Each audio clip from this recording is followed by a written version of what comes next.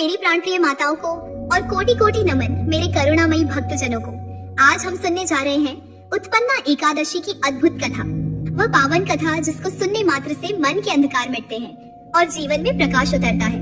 कहते हैं जो भी भक्त इस कथा को श्रद्धा से सुनता है उसके हृदय में स्वयं श्री हरि का वास हो जाता है। तो आइए अपने मन को शांत कीजिए, अपने दिल को भक्ति के लिए खोल दीजिए और प्रेम से सुनिए उत्पन्ना एकादशी की वह दिव्य कथा जो स्वयं भगवान विष्णु ने नारद जी को सुनाई थी। बहुत समय पूर्व जब सृष्टि नवीन थी, जब आकाश, वायु, अग्नि, जल और पृथ्वी पहली बार अपनी गति में स्थिर हुए थे, तब एक समय ऐसा आया जब अधर्म की छाया धीरे धीरे फैलने लगी। ऋषियों की तपस्थली उजड़ने लगी, यज्ञों का हवन कुंड बुझने लगा और देवताओं का तेज मंद पड़ने लगा। स्वर्गलोक में भी भय का वातावरण था। देवराज इंद्र चिंतित थे, अग्निदेव मौन थे और वायुदेव का वेग भी थम गया था। सभी देवता एकत्र हुए और बोले, अब क्या होगा? धर्म कमजोर हो गया है, अधर्म बढ़ रहा है। कोई ऐसी शक्ति चाहिए जो पाप के अंधकार को मिटा दे। तभी ब्रह्मा जी बोले, यह कार्य केवल भगवान श्री हरि ही कर सकते हैं। चलो सब मिलकर क्षीर सागर चले और उनसे प्रार्थना करें। सभी देवता क्षीर सागर की ओर चले। वहाँ भगवान विष्णु शेषनाग की शैया पर विश्राम कर रहे थे। उनका मुख शांति से भरा हुआ था और उनके चारों हाथों में सृष्टि की रक्षा का भाव झलकता था। देवताओं ने दंडवत प्रणाम किया और विनम्र स्वर में कहा, हे जगन्नाथ, हे परमेश्वर, आपकी सृष्टि पर संकट आ गया है। मोर नामक एक असुर ने तीनों लोगों को आतंकित कर रखा है। वह देवताओं को, ऋषियों को और यज्ञों को नष्ट कर रहा है। हे प्रभु, अब आप ही हमारी रक्षा करें। भगवान विष्णु के अधरों पर हल्की मुस्कान आई। उन्होंने नेत्र खोले और बोले, हे देवराज इंद्र, हे देवगण, भय मत करो। धर्म की रक्षा हेतु मैं स्वयं प्रकट होकर उस असुर का अंत करूंगा। इतना कहते ही भगवान विष्णु का रूप तेजोमय हो उठा। उनके करकमलों में शंख, चक्र, गदा और पद्म दीप्तमान हो उठे। गरुड़ आकाश में फड़फड़ाने लगे और देवताओं के हृदय में आशा की किरण जाग उठी। भगवान विष्णु गरुड़ पर सवार हुए और बोले, अब देखो कैसे अधर्म पर धर्म की विजय होती है। यह कहकर वे गरुड़ के पंखों की गर्जना के साथ आकाश में उठे। तीनों लोगों में समाचार फैल गया कि भगवान स्वयं युद्ध भूमि में जा रहे हैं। उधर मुरसुर अपने नगर चंद्रावती में था। वह सिंहासन पर बैठा हंस रहा था। उसकी आंखों में अहंकार था, स्वर में गर्जना थी। वह बोला, देवताओं को मैंने हरा दिया, यज्ञों को बुझा दिया, अब कोई मेरा सामना नहीं कर सकता। यदि सच में कोई विष्णु है तो आए और मुझे रोके। वह हंसी जो उसके मुख से निकली बिजली की तरह आकाश में गूंज उठी। परंतु उसी क्षण आकाश में एक दिव्य प्रकाश दिखाई दिया। वह थे भगवान विष्णु। मुरसुर ने व्यंग्य से कहा, तो आ गए तुम भी विष्णु? भगवान ने शांत स्वर में कहा, मुर, लौट जाओ, अधर्म का मार्ग छोड़ दो, अन्यथा तुम्हारा अंत निश्चित है। मुर ने क्रोध में गर्जना की, मैं देखता हूँ तुम्हारी शक्ति। और फिर आरंभ हुआ वह भीषण संग्राम। आकाश थर्रा गया, सागर गरज उठा, पर्वत कांप उठे, देवता भयभीत होकर छिप गए। विष्णु जी के चक्र ने अनेक राक्षसों का संहार किया। उनके गदा प्रहार से मूर की सेना धराशायी हो गई। लेकिन मूर असुर अमर था। ब्रह्मा का वरदान उसे अभेद्य बना चुका था। युद्ध कई वर्षों तक चला। अंततः जब भगवान विष्णु थक गए, उन्होंने बद्रिकाश्रम की एक गुफा में प्रवेश किया और वहाँ विश्राम करने लगे। गुफा के भीतर शांति थी। प्रभु ने अपनी आंखें बंद कर ली और संसार कुछ क्षण को मौन हो गया। मुरसुर को समाचार मिला कि विष्णु सो रहे हैं। उसकी आंखों में दुष्टता चमकी। वह बोला, अब यही अवसर है, आज मैं धर्म का अंत कर दूंगा। वह तलवार लेकर गुफा की ओर बढ़ा। अंधकार में उसकी परछाई भय उत्पन्न कर रही थी। वह जैसे ही गुफा में पहुंचा, उसने भगवान को शेषशैया पर विश्राम करते देखा। उसने तलवार उठाई और जैसे ही वह वार करने को बढ़ा, उसी क्षण भगवान विष्णु के शरीर से एक दिव्य प्रकाश प्रकट हुआ।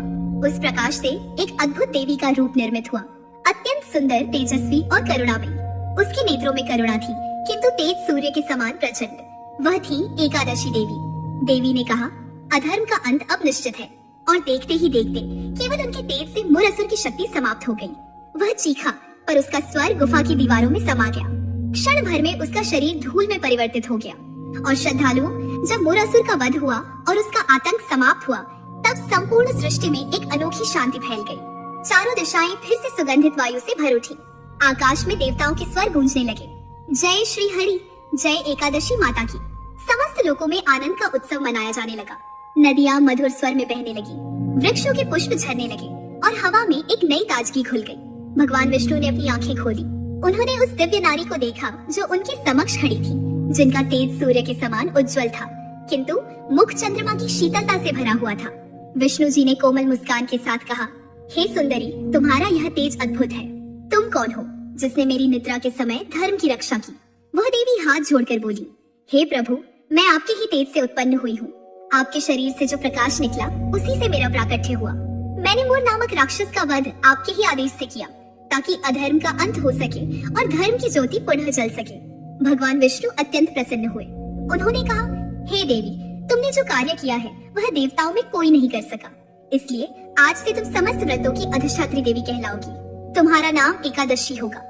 यह दिन जिस दिन तुम प्रकट हुई हो उसी का नाम उत्पन्ना एकादशी होगा, क्योंकि इसी दिन धर्म का पुनर्जन्म हुआ है। देवताओं ने एक साथ कहा, जय एकादशी माता की। ब्रह्मांड में आनंद का वातावरण फैल गया। भगवान विष्णु बोले, हे देवी, आज से यह दिन मनुष्य के लिए मुक्ति का द्वार बनेगा। जो भी इस दिन अन्न का त्याग करेगा वह मेरे परम धाम को प्राप्त करेगा। जो इस दिन श्रद्धा से व्रत करेगा वह जन्म मरण के बंधन से मुक्त हो जाएगा।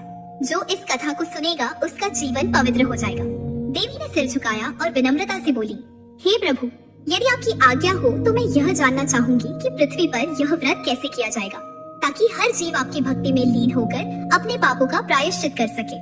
भगवान विष्णु ने मधुर स्वर में कहा, हे धर्म रूपिणी, सुनो, जो मनुष्य इस दिन व्रत करेगा वह दशमी तिथि से ही संयम रखे, वह सत्य बोले, किसी जीव को कष्ट न दे और मन को शुद्ध रखे।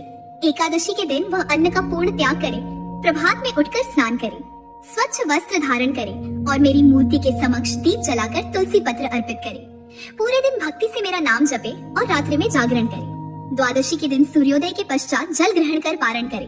जो ऐसा करेगा वह मेरे समान फल प्राप्त करेगा और उसके समस्त पाप नष्ट होंगे। देवता यह सुनकर आनंदित हो उठे। इंद्र ने कहा, हे प्रभु, यह व्रत तो समस्त जीवों के लिए वरदान बन जाएगा। विष्णु जी ने उत्तर दिया, हे देवराज, यह सत्य है। इस दिन जो व्यक्ति दान करता है वह सहस्त्र यज्ञों का फल पाता है। जो भूखे को भोजन कराता है उसे स्वर्ग का सुख प्राप्त होता है। जो केवल जल दान करता है वह अमृत फल पाता है और जो इस दिन कथा सुनता है उसके 7 पीढ़ियों तक के पाप समाप्त हो जाते हैं। देवी की आंखें करुणा से भर आईं। उन्होंने कहा, हे प्रभु, यह व्रत कितना कल्याणकारी है। मेरी इच्छा है कि इस व्रत का पालन करने वाला हर व्यक्ति आपके चरणों में स्थायी स्थान प्राप्त करे। जो भक्त इस दिन मन, वचन और कर्म से शुद्ध रहेगा, मैं स्वयं उसके घर में निवास करूंगी। भगवान विष्णु ने कहा, तथास्तु, हे देवी, तुम्हारा यह वचन ब्रह्मांड का नियम बनेगा। जो तुम्हारे नाम का जप करेगा वह मेरे सानिध्य को प्राप्त करेगा। जब कलियुग में धर्म क्षीण होगा तब भी तुम्हारा नाम भक्ति की अंतिम ज्योति बनकर रहेगा। तभी आकाश में दिव्य ध्वनि गूंजी, गंधर्व गान करने लगे, अप्सराएं नृत्य करने लगी और नदियां मधुर स्वर में बहने लगी। चारों दिशाओं में पुष्प वृष्टि होने लगी। ब्रह्मा जी प्रकट हुए और बोले, हे विष्णु, यह दिन सृष्टि का सबसे पवित्र दिन बन गया है। आज धर्म ने पुनः जन्म लिया है और इस देवी के कारण भक्ति का प्रवाह अमर हो गया है। भगवान विष्णु ने मुस्कुराते हुए कहा, हे ब्रह्मा, जो भी इस दिन श्रद्धा से व्रत करेगा वह न केवल पापों से मुक्त होगा बल्कि मेरे सानिध्य को भी प्राप्त करेगा। यह व्रत समस्त व्रतों का राजा कहलाएगा। महादेव ने भी वहाँ आकर कहा, हे जनार्दन, यह व्रत तो अमृत का स्रोत बन जाएगा। जो मनुष्य इस दिन का पालन करेगा वह न केवल अपने लिए बल्कि अपने कुल के लिए भी कल्याण का कारण बनेगा। भगवान विष्णु ने कहा, हे शंकर, हे ब्रह्मा, यह व्रत धर्म, भक्ति और मोक्ष का सेतु है। यह दिन तभी तक रहेगा जब तक धर्म रहेगा और धर्म तभी तक रहेगा जब तक सृष्टि जीवित है। देवताओं ने एक साथ आशीर्वाद दिया। इस प्रकार उत्पन्ना एकादशी व्रत की स्थापना हुई। आकाश में घंटियों की ध्वनि गूंजी और पृथ्वी पर नई ऊर्जा का संचार हुआ। भगवान विष्णु ने एकादशी देवी से कहा, अब तुम पृथ्वी पर जाओ और मनुष्य के जीवन में भक्ति का दीप जलाओ। जब भी कोई भक्त सच्चे मन से तुम्हारा नाम लेगा तुम वहीं प्रकट हो जाओगी। जब भी कोई भक्त पापों से घिर जाएगा तुम उसके भीतर प्रकाश बनकर उतरोगी। जो इस दिन अन्न का त्याग करेगा वह तुम्हारे वरदान से सुखी और समृद्ध होगा। तो प्रिय श्रद्धालुओं, जब भगवान विष्णु ने एकादशी देवी को पृथ्वी पर धर्म के प्रचार का आशीर्वाद दिया तब समस्त लोकों में आनंद की तरंगे दौड़ गई। देवताओं ने पुष्प वृष्टि की, गंधर्वों ने मधुर गान किया और अप्सराएं आनंद के नृत्य में मग्न हो गईं। उस दिन से यह घोषणा हुई कि जब भी मनुष्य भक्ति से विमुख होगा, अधर्म बढ़ेगा, तब एकादशी माता उसका उद्धार करने पृथ्वी पर प्रकट होंगी। एकादशी देवी ने भगवान विष्णु को प्रणाम किया और अपनी दृष्टि पृथ्वी की ओर डाली। उन्होंने देखा कि पृथ्वी पर मनुष्य मोह और पाप के बंधनों में उलझा हुआ है। कुछ लोभ में, कुछ क्रोध में, कुछ अहंकार में डूबे हुए थे। किसी के हृदय में करुणा थी पर वह भक्ति से अनभिज्ञ था।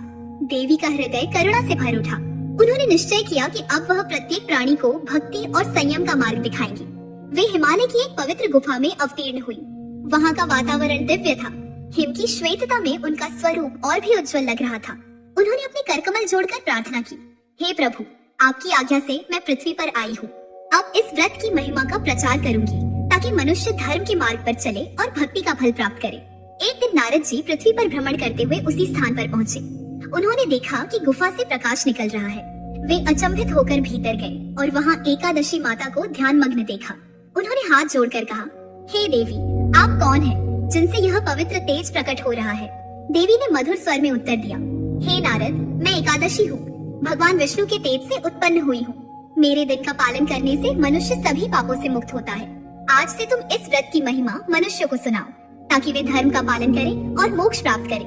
नारद जी ने आदर पूर्वक प्रणाम किया और बोले, हे माता, कृपा कर बताइए कि इस व्रत का पालन करने से मनुष्य को क्या फल प्राप्त होता है? एकादशी माता ने कहा, हे नारद, जो भी इस दिन संयम रखता है, अन्न का त्याग करता है और विष्णु नाम का जाप करता है, वह सभी जन्मों के पापों से मुक्त हो जाता है। इस दिन जो दान करता है वह सहस्त्र यज्ञों का फल पाता है। जो भूखे को भोजन कराता है उसे स्वर्ग का सुख मिलता है और जो इस कथा को श्रद्धा से सुनता है उसके 7 पीढ़ियों तक के पाप नष्ट हो जाते हैं। यह दिन केवल उपवास का नहीं बल्कि आत्मा की साधना का दिन है। नारद जी ने माता के वचन सुने और पृथ्वी पर निकल पड़े। वे जहाँ भी गए वहाँ यह कथा सुनाई। वे राजा, ऋषि, गृहस्थ और साधारण जनों को यह व्रत करने की प्रेरणा देने लगे। धीरे धीरे उत्पन्ना एकादशी का व्रत पूरे पृथ्वी लोक में प्रसिद्ध हो गया। उस समय धर्मपुर नामक राज्य में शुभ दर्शन नाम का राजा राज्य करता था। वह धर्म प्रिय था, परंतु उसके राज्य में कुछ वर्षों से दुर्भिक्ष पड़ा हुआ था। वर्षा नहीं होती थी, फसलें सूख जाती थी और प्रजा कष्ट में थी। एक दिन नारद जी उसके दरबार में पहुँचे। राजा ने उनका सम्मान किया और कहा, हे मुनि, मेरे राज्य में यह विपत्ति क्यों आई है? मैंने कोई अधर्म नहीं किया, फिर भी प्रजा दुखी है। नारद जी बोले, राजन, यह संकट इसलिए आया है क्योंकि तुम्हारे राज्य में भक्ति का प्रकाश मंद पड़ गया है। लोग ईश्वर का स्मरण नहीं करते, यज्ञ नहीं करते और पवित्रता से दूर हो गए हैं। अब केवल एक उपाय है, तुम स्वयं उत्पन्ना एकादशी का व्रत करो और अपनी प्रजा को भी इस व्रत के लिए प्रेरित करो। राजा ने श्रद्धा से पूछा, हे मुनि, यह व्रत कैसे किया जाता है? नारद जी ने विस्तार से बताया, दशमी के दिन संयम रखो, सत्य बोलो, क्रोध और लोभ से दूर रहो। एकादशी के दिन स्नान करके भगवान विष्णु का नाम लो, तुलसी पत्र चढ़ाओ और अन्न का त्याग करो। रात्रि में जागरण करो, भजन करो और द्वादशी के दिन सूर्योदय के पश्चात जल ग्रहण करके व्रत का पारण करो। राजा ने उसी दिन से व्रत का पालन प्रारंभ किया। जब उसने श्रद्धा से यह व्रत किया, उसके हृदय में एक अद्भुत शांति उतर आई। अगले ही दिन उसके राज्य में वर्षा हुई, भूमि हरियाली से भर उठी और प्रजा आनंद से झूम उठी। राजा ने समझ लिया कि यह सब एकादशी माता की कृपा है। उसने घोषणा की, अब से मेरे राज्य में प्रत्येक व्यक्ति उत्पन्ना एकादशी का व्रत करेगा। धीरे धीरे यह व्रत पूरे देश में फैल गया। हर घर में दीप जलाए जाने लगे, तुलसी की पूजा होने लगी और विष्णु नाम का जप होने लगा। लोगों के जीवन से दुख मिटने लगे और उनके हृदय में भक्ति का भाव उत्पन्न हुआ। कहते हैं, एक गांव में सुधा नाम की एक ब्राह्मण कन्या रहती थी। उसका परिवार निर्धन था, परंतु वह अत्यंत धर्मनिष्ठ थी। वह प्रतिदिन भगवान विष्णु की आराधना करती और एकादशी को उपवास रखती। एक बार उसके गांव में महामारी फैल गई, लोग मरने लगे। सुधा ने भगवान विष्णु से प्रार्थना की, हे प्रभु, मैंने सदैव आपका व्रत किया, कृपा कर मेरे परिवार को बचा लीजिए। उसी रात उसे स्वप्न में एकादशी माता का दर्शन हुआ। माता ने कहा, हे पुत्री, तुम सच्ची भक्त हो, प्रातः काल तुलसी की पूजा करो और भगवान विष्णु का नाम लो, सब संकट समाप्त हो जाएगा। सुबह जब सुधा ने ऐसा किया, उसके परिवार के सभी सदस्य स्वस्थ हो गए और गांव की महामारी समाप्त हो गई। और श्रद्धालुओं, जब पृथ्वी पर उत्पन्ना एकादशी का व्रत फैलने लगा, जब हर दिशा में भगवान विष्णु का नाम गूंजने लगा, तब एक दिन स्वयं भगवान विष्णु ने आकाशवाणी के माध्यम से देवताओं और मनुष्यों के समक्ष इस व्रत के गूढ़ रहस्य को प्रकट किया। वह क्षण अत्यंत दिव्य था। आकाश में शंख की ध्वनि गूंजी, दिशाएं प्रकाश से भर उठी और सभी देवता क्षीर सागर के तट पर एकत्र हुए। ब्रह्मा जी, महादेव, नारद, इंद्र और समस्त देवगण वहाँ उपस्थित थे। बीच में भगवान विष्णु गरुड़ पर विराजमान थे और उनके निकट एकादशी माता तेजस्वी रूप में खड़ी थी। भगवान विष्णु ने शांत मधुर स्वर में कहा, हे देवगण, आज मैं तुम्हें उस व्रत का फल बताऊंगा जो केवल शरीर को नहीं, आत्मा को भी शुद्ध करता है। यह वही दिन है जब मेरे तेज से उत्पन्न हुई एकादशी देवी ने अधर्म का अंत किया था। इस दिन का पालन करने वाला मनुष्य केवल इस जन्म में नहीं बल्कि अगले जन्मों में भी पाप से मुक्त रहता है। जो इस दिन अन्न का त्याग करता है वह अपने भीतर के सभी विकारों को नष्ट करता है। देवता एकाग्र होकर सुनने लगे। भगवान विष्णु बोले, इस दिन का पालन करने वाले को स्वर्ग का सुख तो प्राप्त होता ही है, परंतु उससे भी बढ़कर उसे मेरे धाम की प्राप्ति होती है। एकादशी के व्रत का फल सहस्त्र अश्वमेध यज्ञों और 100 राजसूय यज्ञों से भी अधिक है। और यदि कोई इस दिन कथा सुनता है तो उसका पुण्य इतना बढ़ जाता है कि वह अपने कुल के 7 पीढ़ियों तक को मोक्ष प्रदान कर देता है। भगवान के इन वचनों को सुनकर सभा में एक दिव्य आलोक छा गया। गंधर्वों ने वीणा बजाई, अप्सराओं ने गान किया और समस्त ब्रह्मांड में भक्ति की धारा प्रवाहित हो गई। विष्णु जी बोले, जो व्यक्ति इस दिन उपवास रखता है वह केवल शरीर का व्रत नहीं करता बल्कि अपने मन, वचन और कर्म को भी पवित्र करता है। एकादशी वह दिन है जब आत्मा अपने सृजनकर्ता से संवाद करती है। यह वह दिन है जब मनुष्य अपने भीतर के मूल असुर, अहंकार, ईर्ष्या और लोभ का वध करता है। जो इस दिन दया करता है, जो भूखे को भोजन कराता है, जो तुलसी को जल अर्पित करता है, उसके प्रत्येक कर्म का फल दिव्य बन जाता है। तभी भगवान विष्णु ने एकादशी माता की ओर देखा और मुस्कुराकर बोले, हे देवी, तुम धर्म की जननी हो। अब तुम्हारा यह कर्तव्य है कि तुम पृथ्वी पर जाकर भक्तों को आशीर्वाद दो ताकि वे तुम्हारे दिन को श्रद्धा से मनाएं। एकादशी देवी ने विनम्रता से सिर झुकाया। उनके नेत्रों में करुणा और प्रेम का प्रकाश था। उन्होंने हाथ जोड़कर कहा, हे प्रभु, यदि आपकी अनुमति हो तो मैं अपनी वाणी से इस व्रत की महिमा सृष्टि के हर जीव तक पहुंचाऊंगी। जो इस दिन मन से शुद्ध रहेगा, जो किसी को दुख नहीं देगा और आपकी भक्ति में लीन रहेगा, मैं स्वयं उसके घर में निवास करूंगी। जो इस दिन दान करेगा या किसी की सहायता करेगा, उसके समस्त पाप उसी क्षण नष्ट हो जाएंगे। भगवान विष्णु ने कहा, तथास्तु हे देवी। देवी ने देवताओं की ओर देखकर कहा, हे देवगण, यह व्रत केवल उपवास का नहीं, यह आत्मा के उत्थान का मार्ग है। जो व्यक्ति इस दिन क्रोध को जीतता है वह सच्चा उपवासी कहलाता है। जो भूखे को भोजन कराता है वही सच्चा दानी है, और जो इस कथा को श्रद्धा से सुनता है वह मोक्ष का अधिकारी बनता है। देवता आनंद में भर उठे। चारों ओर पुष्प वृष्टि होने लगी। एकादशी माता का तेज चारों दिशाओं में फैल गया। तभी भगवान विष्णु बोले, हे देवी, जब कलयुग आएगा तब अधर्म बढ़ेगा, मनुष्य मोह और पाप में डूब जाएगा, तब तुम ही उसकी रक्षा करोगी। जब कोई तुम्हारा नाम लेगा तुम उसके पास प्रकट हो जाओगी। जब कोई मनुष्य इस व्रत का अपमान करेगा वह अंधकार में भटकेगा, पर जो श्रद्धा से इसे करेगा उसके जीवन में लक्ष्मी का वास रहेगा। जो स्त्री या पुरुष इस व्रत को करेगा वह अपने कुल का उद्धार करेगा। एकादशी माता ने करुणा से भरे स्वर में कहा, प्रभु, मैं वचन देती हूँ कि जो भक्त आपका नाम लेगा और इस व्रत का पालन करेगा, मैं सदा उसकी रक्षा करूंगी। उसके घर में शांति, सुख और समृद्धि का वास होगा। जो दुखी होगा मैं उसके आंसू पोंछूंगी, जो निराश होगा मैं उसके जीवन में आशा का दीप जलाऊंगी। भगवान विष्णु ने कहा, हे देवी, ऐसा ही होगा। जो तुम्हारा नाम लेगा वह पवित्र होगा। जो तुम्हारी कथा सुनेगा वह मेरे समान फल प्राप्त करेगा। जो दीप जलाएगा उसके जीवन में कभी अंधकार नहीं रहेगा। प्रिय श्रद्धालुओं, उस क्षण आकाश में एक दिव्य आभा फैल गई। देवताओं की आंखों से आनंद के आंसू बहने लगे। सबने हाथ जोड़कर कहा, जय श्री हरि, जय एकादशी माता की। भगवान विष्णु ने सभी को आशीर्वाद दिया और कहा, जब तक सृष्टि रहेगी धर्म रहेगा, और जब तक धर्म रहेगा एकादशी का व्रत जीवित रहेगा। जो इसे करेगा वह मेरे समीप आएगा। उस समय एकादशी माता ने आकाश की ओर देखा और कहा, अब मैं पृथ्वी पर जाकर हर भक्त के हृदय में निवास करूंगी। मैं हर उस घर में रहूंगी जहाँ भक्ति का दीप जलेगा, जहाँ सत्य, संयम और करुणा होगी। और ऐसा कहते ही उनका तेज आकाश में विलीन हो गया। चारों दिशाओं में प्रकाश फैल गया। नदियाँ झूमने लगी, वृक्षों पर पुष्प खिल उठे और भक्तों के हृदयों में आनंद की लहर दौड़ गई। भगवान विष्णु द्वारा दिए गए आशीर्वाद के बाद एकादशी माता का तेज समस्त दिशाओं में फैल गया। धरती पर उस दिव्य ऊर्जा का स्पर्श हुआ और हर जीव में एक अद्भुत परिवर्तन आने लगा। सागर की लहरें मधुर हो गईं, वनों में पक्षियों का कलरव गूंजने लगा और मानव हृदय में भक्ति का एक नया अंकुर फूट पड़ा।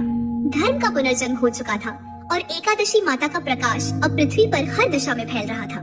देवी ने अपनी करुणा भरी दृष्टि पृथ्वी पर डाली और देखा कि मनुष्य अपने कर्मों के बोझ से दबा हुआ है। कोई पापों से भयभीत है, कोई दुख से व्याकुल, तो कोई लोभ और मोह में उलझा हुआ। उनके हृदय में करुणा उमड़ पड़ी। उन्होंने सोचा, प्रभु ने जो कहा था आज वही समय है।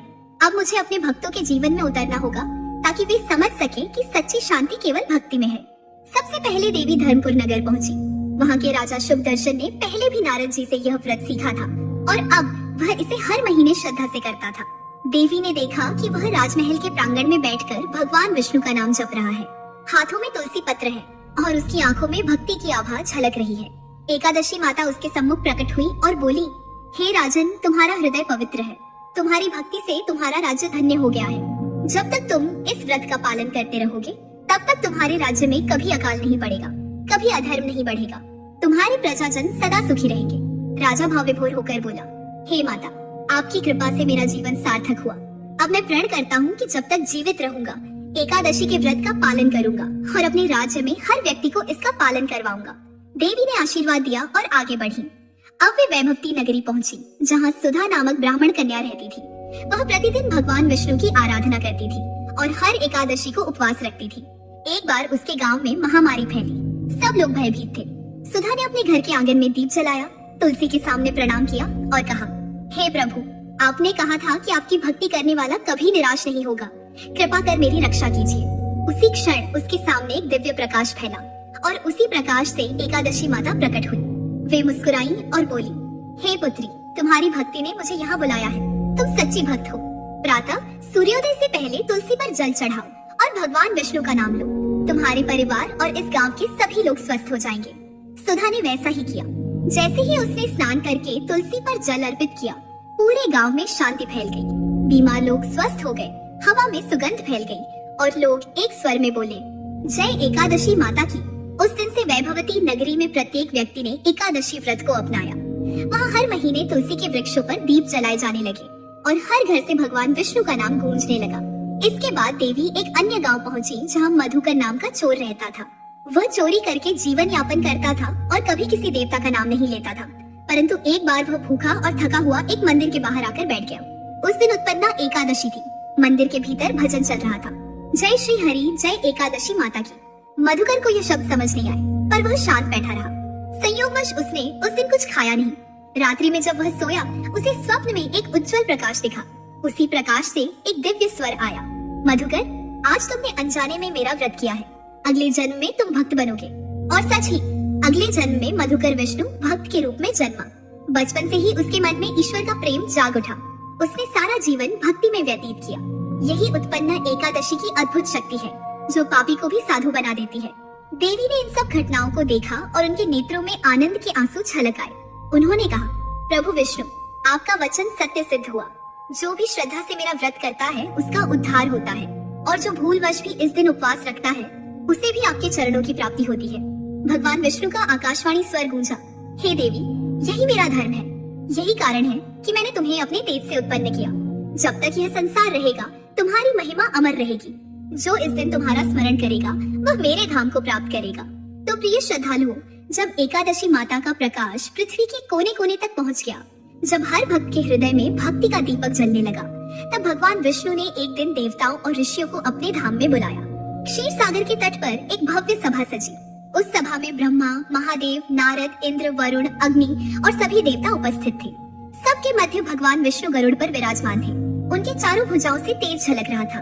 उनके समीप एकादशी देवी खड़ी थी, तेजोमयी, दिव्य और पूर्ण करुणा से भरी हुई। भगवान विष्णु ने प्रेम पूर्वक कहा, हे देवगण, आज मैं तुम्हें उस व्रत का गूढ़ रहस्य बताने जा रहा हूँ, जो मनुष्य को न केवल पापों से मुक्त करता है, बल्कि उसे मोक्ष की ओर भी अग्रसर करता है। यह वही दिन है जब धर्म ने पुनः जन्म लिया था। यह वही क्षण है जब मेरे तेज से उत्पन्न हुई एकादशी देवी ने अधर्म का नाश किया था। इसलिए यह दिन तीनों लोकों में सर्वश्रेष्ठ कहलाता है। देवताओं ने हाथ जोड़कर कहा, हे प्रभु, कृपा कर बताइए कि इस व्रत का फल कितना महान है और मनुष्य इससे क्या प्राप्त करता है। भगवान विष्णु मुस्कुराए और बोले, हे देवगण, सुनो, जो मनुष्य इस दिन उपवास रखता है, वह सभी पापों से मुक्त होता है। जो इस दिन स्नान करके मेरे नाम का स्मरण करता है, वह जन्म मरण के चक्र से पार हो जाता है। जो इस दिन किसी भूखे को अन्न देता है, वह सहस्र यज्ञों का फल पाता है। और जो इस कथा को श्रद्धा से सुनता है, वह मेरे समान फल प्राप्त करता है। इस दिन किया गया प्रत्येक शुभ कर्म 10 गुना फल देता है और किया गया पाप भी इस व्रत के प्रभाव से नष्ट हो जाता है। विष्णु जी आगे बोले, यह व्रत केवल शरीर को शुद्ध करने के लिए नहीं, बल्कि आत्मा को जागृत करने के लिए है। मनुष्य जब इस दिन अन्न का त्याग करता है, तो वह केवल भूख का नहीं, अपने अहंकार का भी त्याग करता है। जब वह क्रोध से दूर रहता है, तो अपने भीतर की अग्नि को शांत करता है, और जब वह दूसरों को क्षमा करता है, तो अपने भीतर के विष को निकाल देता है। यही इस व्रत का सच्चा अर्थ है, आत्मा की शुद्धि। भगवान ने आगे कहा, हे देवगण, जब कलियुग आएगा, तब अधर्म प्रबल होगा। लोग अपने धर्म से विमुख हो जाएंगे, सत्य का मूल्य घटेगा और भक्ति का मार्ग कठिन हो जाएगा। उस समय यह एकादशी व्रत ही मनुष्यों के लिए उद्धार का एकमात्र मार्ग होगा। जो इस व्रत को करेगा, वह चाहे कितना भी पापी क्यों ना हो, उसका उद्धार निश्चित होगा। जो श्रद्धा से एकादशी का पालन करेगा, वह मेरे धाम में स्थान पाएगा, और जो इस दिन कथा का श्रवण करेगा, उसके घर में सदा शांति और समृद्धि बनी रहेगी। देवता अत्यंत प्रसन्न हुए। उन्होंने कहा, हे प्रभु, यह व्रत तो अमृत के समान है। इस दिन का स्मरण मात्र से ही आत्मा पवित्र हो जाती है। तब भगवान विष्णु ने एकादशी माता की ओर देखा और बोले, हे देवी, तुम धर्म की जननी हो, भक्ति की अधिष्ठात्री हो। अब तुम तीनों लोकों में विचरण करो। जो भी तुम्हारा नाम लेगा तुम वही प्रकट हो जाओगी। जो भी तुम्हारा व्रत करेगा तुम उसके जीवन में सुख और शांति लाओगी। और जो भी तुम्हारी कथा का श्रवण करेगा उसे मोक्ष प्राप्त होगा। एकादशी देवी ने हाथ जोड़कर कहा, हे प्रभु, आपकी आज्ञा मेरे लिए सर्वोच्च है। मैं सृष्टि के प्रत्येक कोने में जाऊंगी। जहाँ भक्ति होगी वहाँ मैं रहूंगी। जब कोई स्त्री या पुरुष श्रद्धा से मेरा व्रत करेगा मैं स्वयं उसके घर में निवास करूंगी। जब कोई दुखी होगा मैं उसके आंसू पोंछूंगी और जब कोई निराश होगा मैं उसके जीवन में आशा का दीप जलाऊंगी। भगवान विष्णु ने कहा, तथास्तु हे देवी, तुम्हारा वचन ही अब सृष्टि का नियम होगा। जब तक धर्म रहेगा तुम्हारी महिमा बनी रहेगी। जब तक भक्ति रहेगी तुम्हारा नाम गूंजता रहेगा। जो इस व्रत का पालन करेगा वह मेरे समान पुण्य प्राप्त करेगा। जो दूसरों को इस व्रत के लिए प्रेरित करेगा वह मेरे प्रिय भक्त कहलाएगा। एकादशी माता ने आकाश की ओर देखा। उनकी आंखों में करुणा और प्रेम का समुद्र था। उन्होंने कहा, हे प्रभु, आज से मेरा यह प्रण है कि जब तक यह पृथ्वी जीवित है मैं हर युग में हर भक्त के हृदय में निवास करूंगी। मैं धर्म की रक्षा करूंगी और अधर्म का नाश करूंगी। जो मेरा नाम लेगा उसके जीवन से अंधकार दूर होगा। जो इस व्रत को करेगा उसके परिवार में सुख, समृद्धि और शांति बनी रहेगी। तभी आकाश में घंटियों की ध्वनि गूंजी। गंधर्व गाने लगे, अप्सराएं नृत्य करने लगी और सभी देवता एक साथ बोले, जय एकादशी माता की, जय श्री हरि की। प्रिय भक्तों, उस क्षण स्वर्गलोक में प्रकाश का समुद्र फैल गया। भगवान विष्णु ने कहा, जो इस दिन उपवास रखेगा वह स्वर्ग का सुख प्राप्त करेगा। जो इस कथा को सुनकर दूसरों को सुनाएगा वह मेरे समान फल पाएगा। और जो श्रद्धा से इस व्रत को करेगा उसका नाम तीनों लोकों में अमर होगा। उस समय एकादशी देवी ने अपना कर कमल उठाया और सृष्टि को आशीर्वाद दिया, हे प्राणियों, स्मरण रखना, यह दिन केवल उपवास का नहीं, यह अपने भीतर के अंधकार को मिटाने का दिन है। यह वह दिन है जब आत्मा अपने सृजनकर्ता से मिलती है। जो इस दिन सत्य बोलेगा, संयम रखेगा और दया करेगा वही सच्चा उपवासी कहलाएगा। जो इस कथा को सुनते हुए भगवान का नाम लेगा वह जन्म मरण के बंधन से मुक्त होगा। उनकी वाणी से प्रकाश की धाराएं फूट पड़ी। आकाश झिलमिलाने लगा और पृथ्वी पर हर जीव ने उस प्रकाश का अनुभव किया। नदी का जल निर्मल हो गया, वायु सुगंधित हो गई और भक्तों के हृदयों में आनंद भर गया। उस क्षण ब्रह्मा जी बोले, हे विष्णु, यह दिन अमर हो गया है। धर्म का पुनर्जन्म हो चुका है और इस देवी के कारण सृष्टि फिर से पवित्र बन गई है। भगवान विष्णु मुस्कुराए और बोले, हाँ ब्रह्मा, यही सृष्टि का सत्य है। अधर्म चाहे कितना भी प्रबल हो जाए, धर्म सदैव विजयी रहेगा। और एकादशी व्रत वह दीपक है जो युगों युगों तक प्रकाश देता रहेगा। तो प्रिय श्रद्धालुओं, जब भगवान विष्णु ने व्रत के गूढ़ रहस्य का उद्घोष किया तब सृष्टि की हर दिशा में प्रकाश फैल गया। वह प्रकाश केवल आंखों से दिखने वाला नहीं था, वह हृदय में उतरने वाला था। जो भी उस समय उस प्रकाश को देखता उसके भीतर का अंधकार स्वयं मिट जाता था। देवता, ऋषि, गंधर्व, अप्सराएं, यक्ष, सिद्ध सभी नतमस्तक होकर भगवान विष्णु और एकादशी माता की स्तुति करने लगे। उस समय भगवान विष्णु ने शांत मधुर स्वर में कहा, हे प्राणियों, सुनो, यह व्रत केवल उपवास का नहीं, यह आत्मा की साधना का मार्ग है।